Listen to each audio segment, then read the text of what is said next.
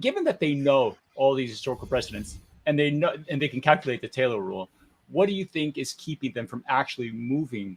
Is it just political expediency? I mean, they're de facto beholden, even though they have political, legal independence from government. At the end of the day, they continue to be an arm of the U.S. government. No, I really strongly believe that there's not political in any like partisan or any sense related to that in terms of the Fed. I think, they're more controlled by like longer term great principles of life. Like Volcker often said, the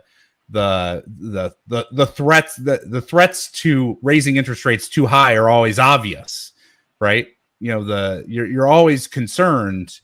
It's always clearer. The concerns about tightening are always much clearer than the concerns about not tightening enough. And I think that's basically what they're experiencing. And I actually think it's this McChesney moment thing. I think I'm really like digging on that, because I think that actually is a really, really good corollary, that you have to think about how central banks fight inflationary periods as like a psychological dynamic.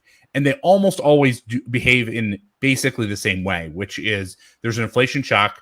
They're behind the curve. They think it's transitory. They're behind the curve. They tighten a reasonable amount, but not quite enough, because they're concerned about growth, right? And then they sort of do this interplay where they tighten a little bit more, and then that's not quite enough. Growth slows, and then they get a little worried, and they sort of go back and forth, and that creates this sort of inflation meandering up the curve over a period of time. And then at some point you get to a point where the destabilizing effects of the inflation become so acute that it's obvious, it becomes obvious to everyone that it makes sense to fight the inflation and not worry too much about growth, even though you know that it's going to be a growth problem.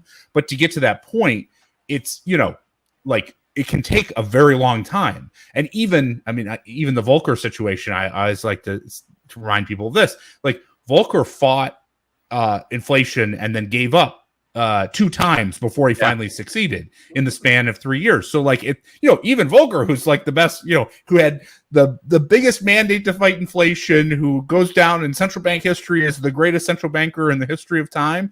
Like, yeah, he also screwed it up a few times, right? Yeah, so that gives you a sense. Yeah, he struck out twice, or he had two balls and finally hit it out of the ballpark in the third try.